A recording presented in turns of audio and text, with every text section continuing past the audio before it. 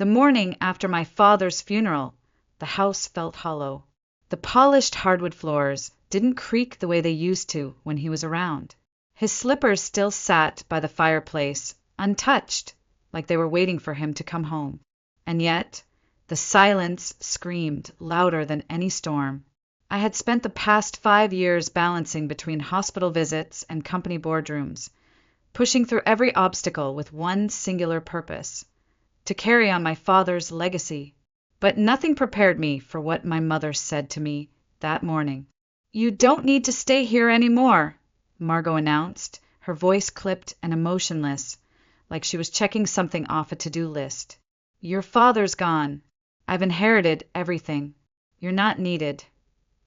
I didn't respond right away. I just looked at her, at the woman who had always felt like a stranger under the same roof. Her expression was flat, unreadable. No grief, no warmth, just finality. I had once wished, foolishly, that her coldness was a mask, that someday she'd reveal a softer layer beneath. But now I realized that layer never existed. "Okay," I said finally. My voice didn't crack. My posture didn't slump. I simply turned, walked upstairs, and began packing.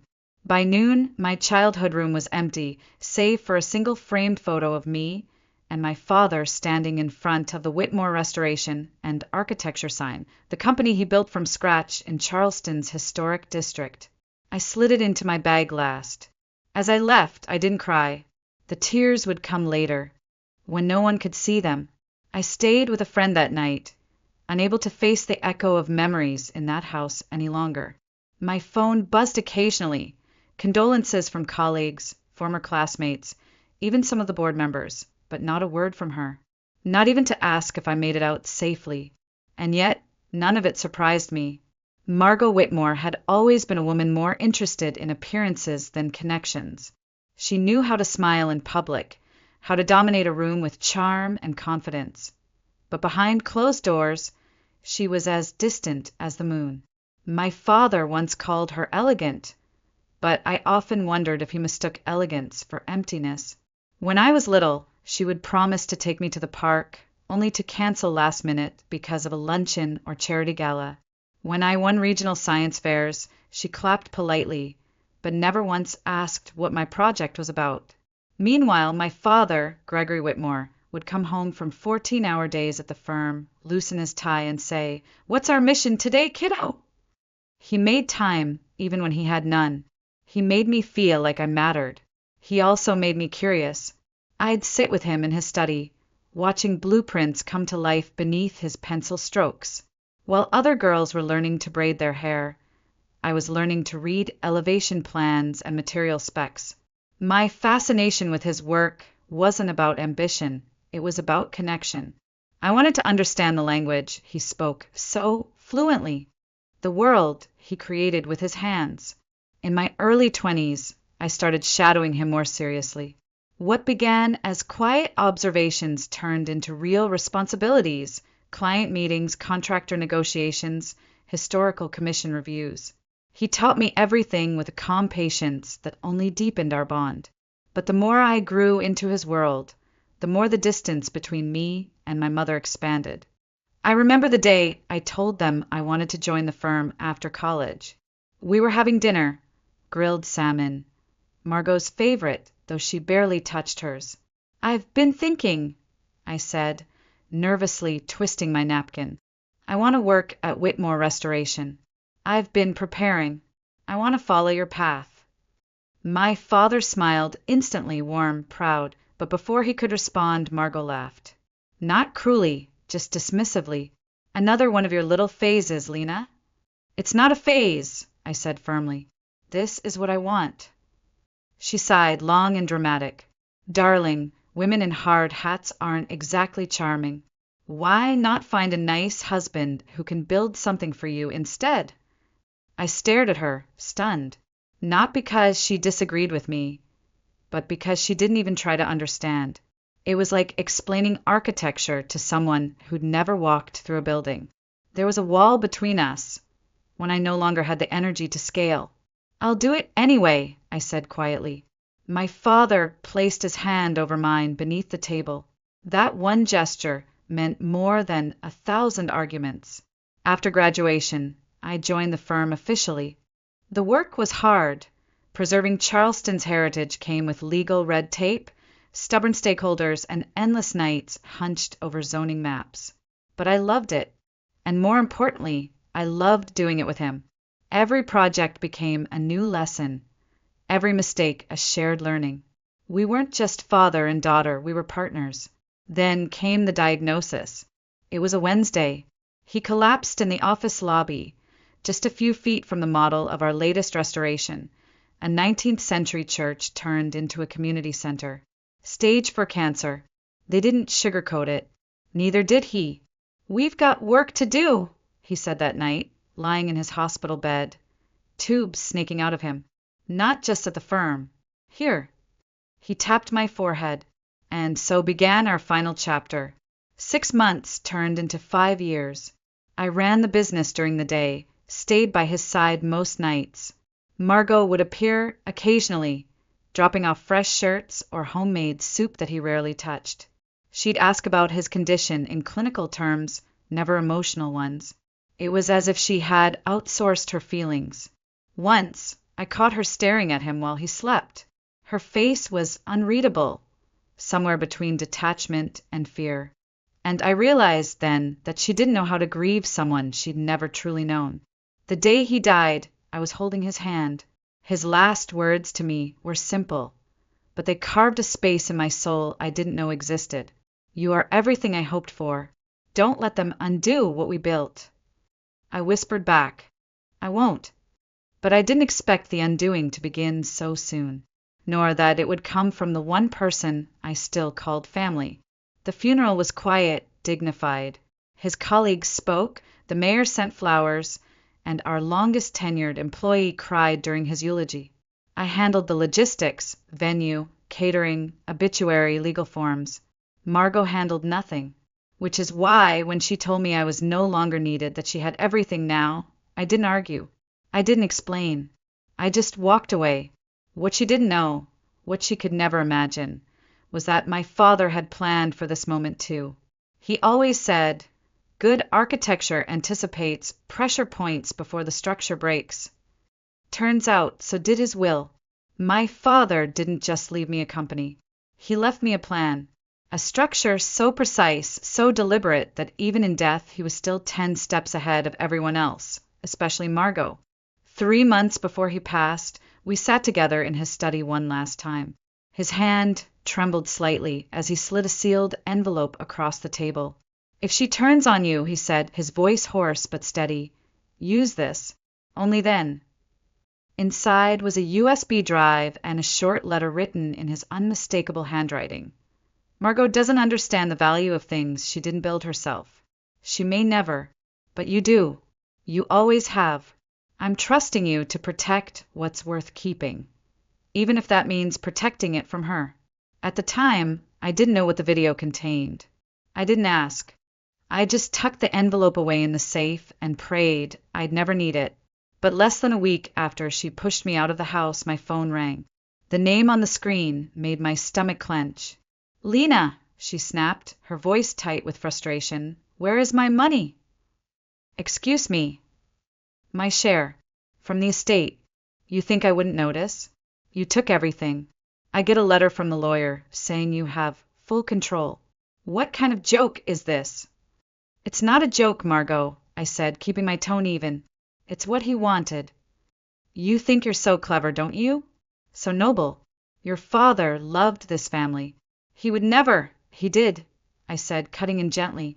"And that's why he made sure his legacy wouldn't be squandered." The line went dead. I waited, phone still in hand, until it buzzed again with a single message. "Come to the house." Now, I debated not going.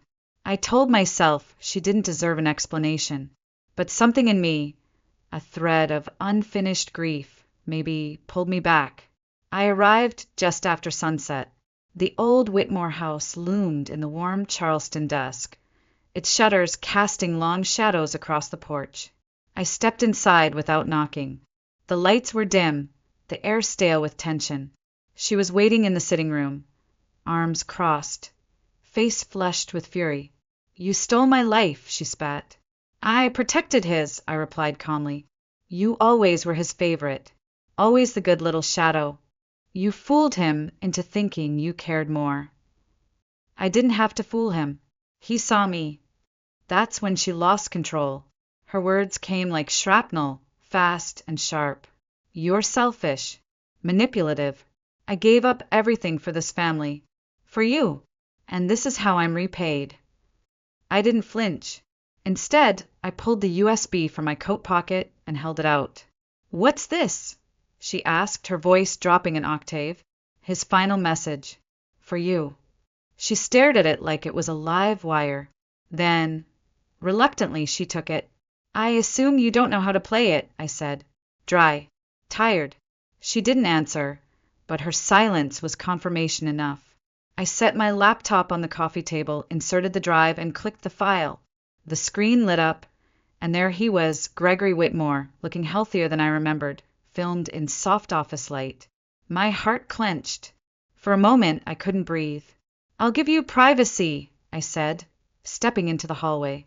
I stood there, hands trembling, eyes fixed on the wall. I could hear nothing but the low hum of the video, the occasional gasp from Margot, the muffled sound of a tissue being pulled from a box. Minutes passed, then silence.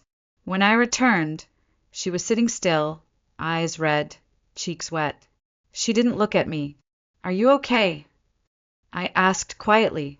She nodded. Barely. I understand now, she whispered. I'll honor what he said.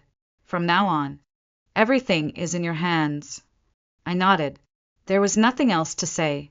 That night, as I drove home, her voice echoed in my mind. Not the harsh words from earlier, but the quiet ones at the end. There had been something else in her tone. Not just remorse. Something deeper. Wounded. Human. Weeks passed. No calls. No messages. I tried to let it go, to focus on work. But one afternoon, during a break between meetings, a strange feeling pulled at me. I drove to the old house just to check.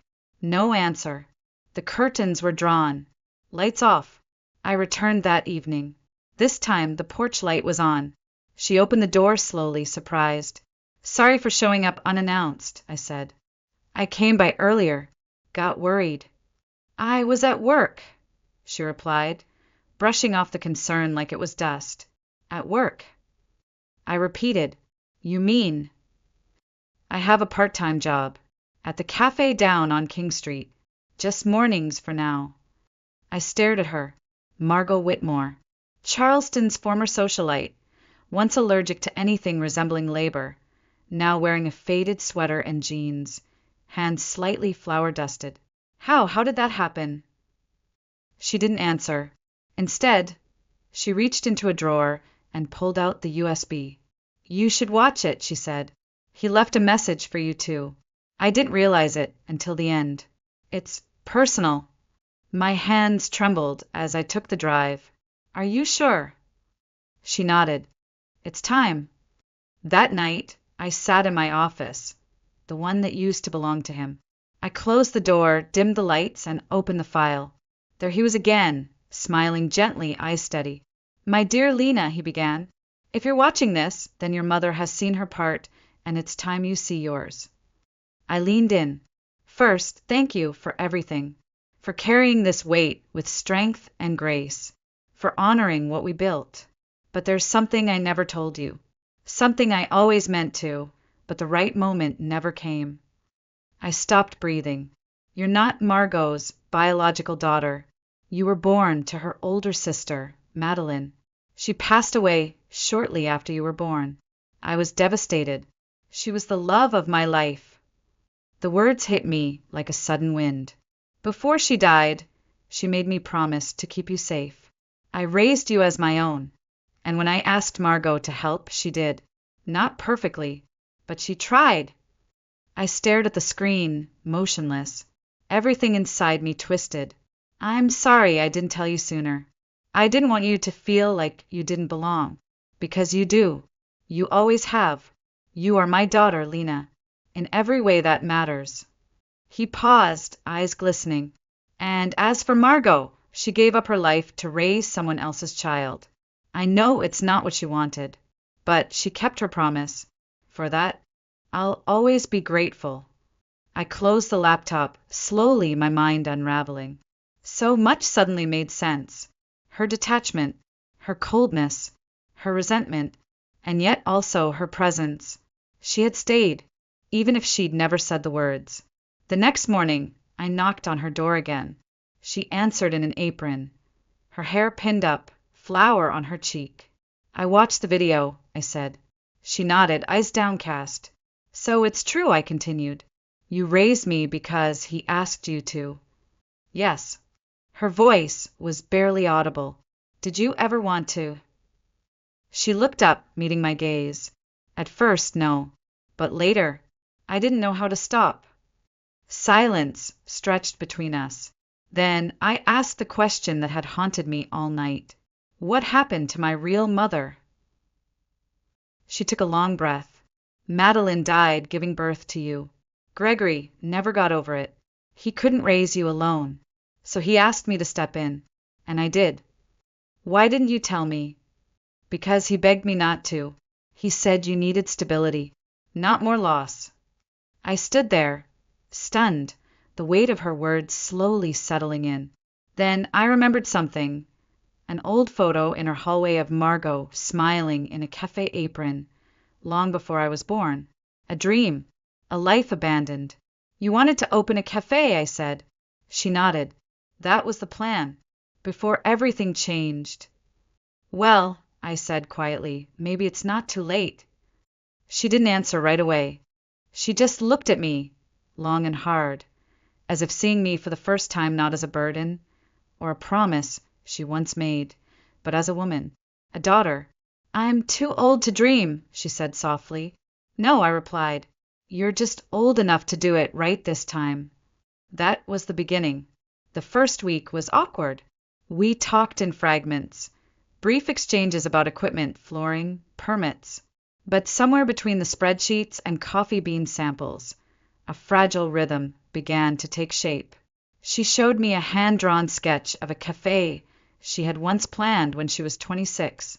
It was delicate, with curling vines and French windows. Café Magnolia, she had named it, after the tree she used to climb as a girl.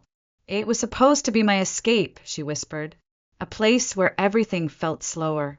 Kinda. It still can be, I said. She looked doubtful. I haven't worked a full shift in decades. My knees hurt. I burn toast. I don't even know how to use a modern register. I smiled. Lucky for you. You raised someone who does. We worked side by side. Some days were good, filled with light banter and quiet cooperation. Others were harder. She would get frustrated at her own slowness, or withdraw suddenly during planning meetings. Once, she accidentally knocked over a bag of flour and sat down, defeated. I used to run charity galas for 300 people, she muttered bitterly. Now I can't even handle a sack of flour. I knelt beside her, brushed her hands clean, and said gently, those galas never asked anything real of you. This does. She looked at me then, eyes wet, but not from shame, from something older, softer. I never said it, she whispered. But I did try, Lena. I tried in the only way I knew. I nodded. And now you're learning a new way. She began waking up early, practicing her latte art, researching local suppliers. She even signed up for a short hospitality course online. Every evening, we would sit in the empty cafe space, still echoing with paint fumes and hope, and talk. Not just about the business, but about her sister, my real mother. She was wilder than me, Margot recalled one night, sipping mint tea. She sang off-key, danced in the kitchen. She once broke a vase and blamed it on the wind. Sounds like someone I would have loved. I smiled. She would have loved you more. The grand opening of Cafe Magnolia wasn't extravagant. No red carpet, no press release. Just friends, neighbors, and the quiet scent of baked goods spilling out onto the cobblestone street. Margot wore a navy apron embroidered with tiny white magnolias. She looked nervous but proud. When she rang up the first customer, her hands barely trembled. Later that evening, as we closed the register, she turned to me with an expression I'd never seen before. Not pride, not regret. Something in between. "This," she said, motioning to the cafe, "is the first thing I've ever done that was just mine. But I wouldn't have gotten here without you." I squeezed her hand. "Dad would be proud." She nodded. "But I think I'm finally proud of myself, too." Over the next few months, something unexpected happened. We started acting like family. Not the kind in greeting cards or old sitcoms. A real one. Messy. Imperfect. Tender in its own way. She insisted on paying for her own groceries with her cafe income, refusing to dip into the inheritance. "I need to know I can stand on my own 2 feet," she said, and I let her. But I kept a quiet watch, just in case. One afternoon, while restocking the pastry shelf, she turned to me and asked, "Do you still think of this house as yours?" I paused, not in the way I used to, but "I think it's home again." She smiled. "Then maybe we're both where we're supposed to be." Later that week, we visited the cemetery. The air was cool, the wind tugging gently at our coats. We brought 2 bouquets, one of roses for Gregory and one of soft white lilies for Madeline. We stood in silence for a while. Then Margot stepped forward. "I kept my promise," she whispered to Madeline's grave. "It wasn't always beautiful, but I did my best. And now she's more than fine. She's extraordinary." She turned to me, her eyes steady. "You don't have to call me Mom," she said, "but I'll always be yours if you want me." I didn't hesitate. "You've earned it, every syllable." She blinked fast, then pulled me into a hug, tentative at first, then fierce. As we walked back to the car, I felt lighter, like something that had weighed me down for years had finally been named, faced, and released. A few weeks later, we filed the paperwork. I was officially adopted, legally, symbolically, emotionally. It didn't change biology. It changed something deeper. Connection. Choice. A few nights after that, we sat in the cafe after closing time, sharing lemon bars and memories. "I always thought I was invisible to you," I confessed, "like a shadow you couldn't wait to step out from." She looked down, then up, and I thought I was just a ghost in your life, a placeholder, but maybe we were both wrong. I smiled. Maybe we were just waiting to meet each other as we really are. She reached across the table, took my hand, and said, "I'll always be your mother." And I believed her, because now we weren't bound by blood or obligation. We were bound by something stronger, truth, forgiveness, and the quiet courage to begin again. In the end, my father left me more than a company. He left me a blueprint for love, layered, flawed, but resilient. He taught me that legacy isn't about what you leave behind. It's about who you lift while you're here. And Margot, she may not have known how to love me in the beginning, but she showed up in the end. And sometimes, that's the bravest thing a person can do. We visit my parents, both of them, every other Sunday now. We bring flowers, stories, and updates from Cafe Magnolia. We tell them about the new barista, the dog who sneaks in for croissants, and how, somehow, after everything, we became a family. Not because we had to, because we chose to.